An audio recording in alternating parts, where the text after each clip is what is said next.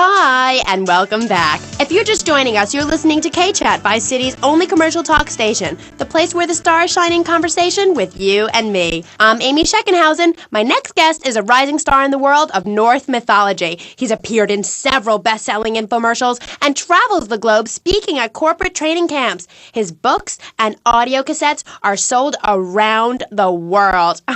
He is Valhalla's finest deity and motivational speaker. Thor. Hi. Hello, Amy. I'm happy to be here. It's been a long journey. Yeah. Now, I don't know much about you. I mean, I read Beowulf. Well, I didn't, but I read the cover. But, you're a Viking, right? Did the tunic and goatskin boots give you a clue, maybe? I am a Viking, and a Viking that will not only help you unleash the Furies, but unleash yourself. It's in my Thor's Norse Power program. Okay, I'm a little confused. Well, I'm a lot confused. I was taught in school that Vikings were bloodthirsty and violent. An elder once told me, you must unlearn what you have learned. Of course, then he died of the Green Plague. There are some Vikings that are a bloodthirsty lot, yes, but no more than anyone else, really. We're a nomadic people, Amy.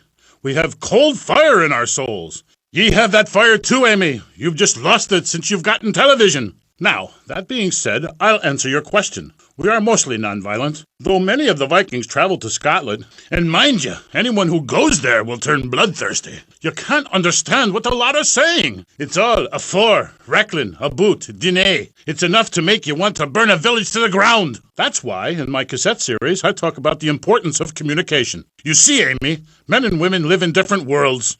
We use different words. A group of men talk about what they've killed, how to start a fire, who has the best long boat. Women want to talk about keeping the communal long hut tidy and their feelings. When I'm raiding a village, I don't need to be talking about feelings. It's time for action. Great. So is that all there is to being a Viking? Pillaging? No, lass, no. Pillaging and battle are important, but we admire poetry as well, as long as it's poems about whacking someone in with a double-handed battle axe. What's holding you back, Amy? In Chapter 3 of my book, I talk about listening to the bloodthirsty water spirit. It's really quite important if you want to enter Valhalla.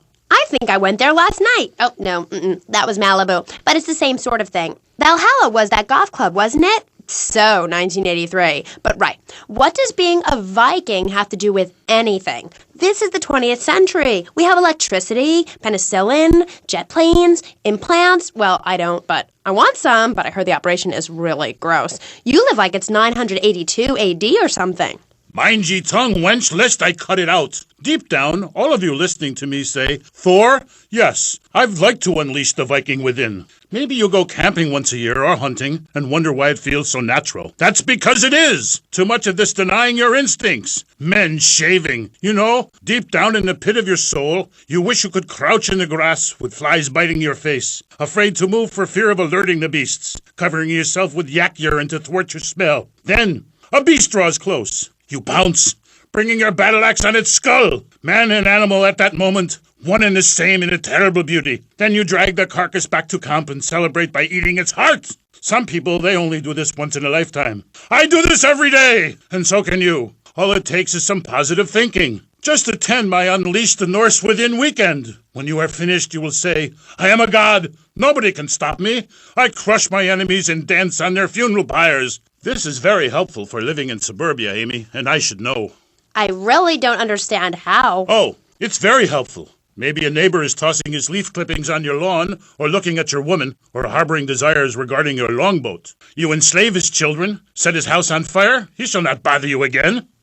It must be nice to have you as a neighbor, not. I live in no place longer than needed to fulfill my goals. Taking slaves, valuables, and food. Goal setting is very important, Amy, not just in football. You're very weird and creeping me out a bit, but whatever. No weirder than anything else. So, what do you think of Vice City? I like it very much. Your women here are prepared for battle. They are large, not like those scrawny things to the north.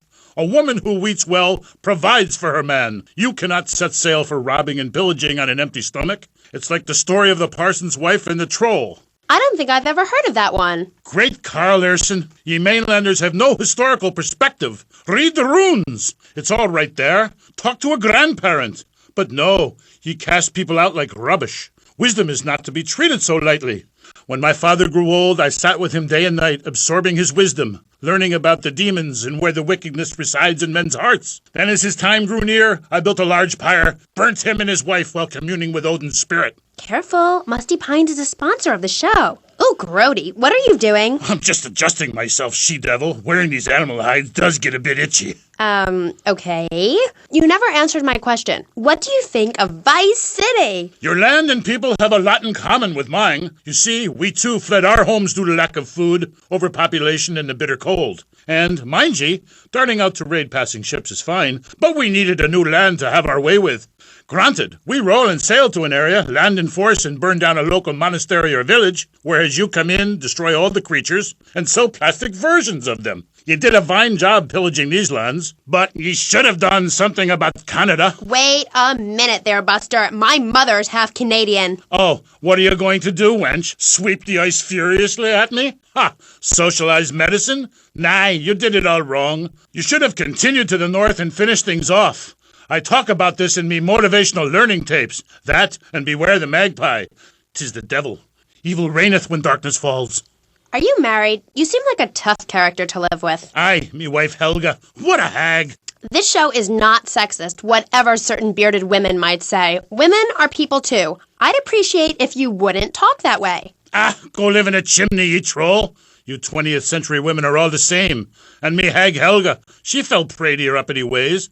She says to me, Thor, I ain't having no mead no more. I'm going to meetings. See, that's your problem.